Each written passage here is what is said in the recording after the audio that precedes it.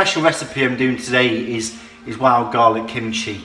Something that is really underrated, and a good real twist on something that is actually originally Asian, which is a very old way of fermenting and preserving foods.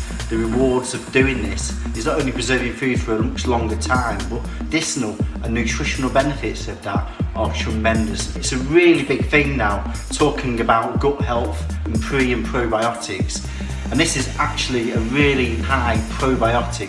So what we're actually doing is creating live bacteria and what we call good bacteria that's actually good for our gut health. And there's lots of studies and data out there now to prove that it's so important to keep our gut health healthy in order to help our immune system, especially through these times and difficulties.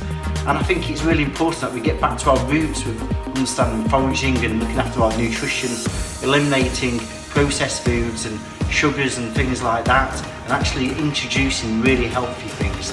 And what better to go foraging and finding that really resourceful, abundant wild garlic out there that's absolutely tremendous. You can smell it, it's brilliant. So I've been out and almost done that last sort of harvest of some really good, we've got abundances of it here.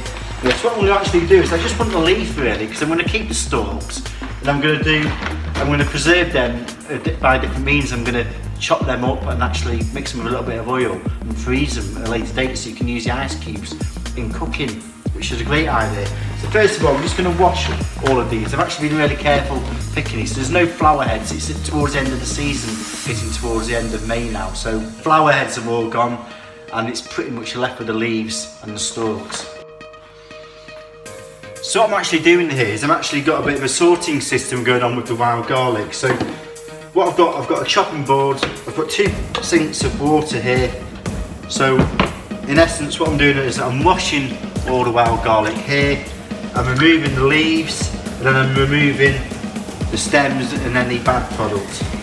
And what I'll ultimately be left with is the stalks, which I'm going to use, which are absolutely tremendous. Got a real kind of sweetness to them, really nice to use as chives. You can dry them out, but these are what we're going to make with the kimchi. Then these are the leaves, so I'm just putting them in there, and ultimately here what I'm doing is I'm just sorting through the leaves and the stalks on this side. So I've got quite a good system going here. Make sure we wash off all the soil. Soil can contain some, although it's got good bacteria, it's got bad bacteria as well. So we've got pathogens like Clostridium, which is quite bad, so we just need to make sure we wash all the soil. Just roughly chop these as we go. Right, so what we've done with the wild garlic is we've separated it all. So I've pretty much chopped up all the stalks here, and I'm actually going to put this and drain this to one side. So this is kind of like what a small little wild garlic looks like and the whole thing is actually edible. It's fantastic. So in essence what we've done here is we've chopped off the leaf, which we're going to use for the kimchi, and then we've chopped up the stalks, the bulb, which you can use.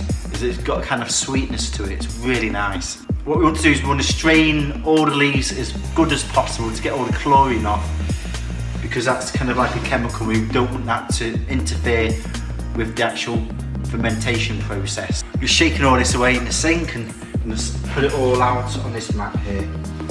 Just let that drain off. I'm just getting another really dry towel and just putting this over the top and just patting it dry. We're going to draw as much moisture out as possible, because what we want to do is when we add the salt, it's got a natural osmosis process which actually draws the fluids out. Then we're going to condense that and make sure we add enough salt just so it goes wet. It's a really easy dish, this. Right, so we've pretty much got that dry. Just let that sit for a moment. And actually transfer it again. Dry cloth. Almost really get those. So the second stage is we need a big as bowl as we can get. Back to do this in 2 parts. This is the jar we're going to put it in. What I'm just going to do, I'm just going to sterilise this before we do anything. So I'm just going to rinse some hot water in and just sterilise this. And what sterilising does, it just makes sure that all the other kind of bacteria, anything is removed so that the good bacteria can thrive rather than the bad bacteria, and if that counteracts with the fermentation process. So that's been sterilised. So we're just going to roughly chop this up now. Fermented foods are getting really popular now. So you're looking at things like sauerkraut, which originates from Germany and Poland, and is in essence is fermented cabbage. It's much better to do these kind of things at home, because what you're doing is you're ensuring it doesn't go through highly processed manufacturing procedures. So if you actually pasteurise that, you're killing off all the good bacteria. And that's actually what we do with milk. And there's a big argument on milk, because once you pasteurise milk, you're heating that up to kill any kind of pathogens which are harmful when you mass produce milk. But when you actually do that, what you're also doing is you're killing off the good bacteria that's actually good for your gut. And it's a big argument. This is why within Western society now we have a lot of allergens and intolerances to food, because we're born so clean into this environment. And even cesarean births, it doesn't give the child the best benefits into coming into this world and having that muck and bacteria, and that's what's really, really good, at a very young age as well. So I think it's great. And that's what you do when you go foraging. You get your hands in the soil and you expose yourself to all that aura in the air, the good and the bad, and that's what's good for you and good for your immune system. So brilliant. I think foraging, especially in these times, building your immune system, I think is really good. And fermented food is brilliant. So I'll give you some other examples with kefir, which is a very old way of fermenting milk from like Mongolia, and what they've done is they've actually fermented milk, and that actually fermentation process introduces good bacteria into the milk. So I've now cut this up. I'm just going to add this back to this bowl. Sea salt, good sea salt for this. So what we're going to do now is there's no specified amount. Better doing it gradually, then you can really get a feel for how wet it is. So I'm going to add that on and then some over the top again. The salt is really the active ingredient which draws out the moisture. What we're doing here is we're just massaging this. And you'll feel this really break down.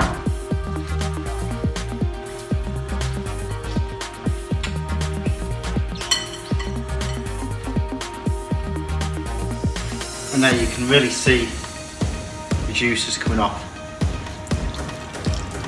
And that's kind of like what you want to get. So now just doing the second part of this process, I've just added the sea salt. So the third and final stage of this, got pretty much nearly a third of this is filled, and we've got the final part. So I'm just going to add some sea salt. So I'm now just going to massage this final batch down, and I'm actually just going to really give this a final massage down.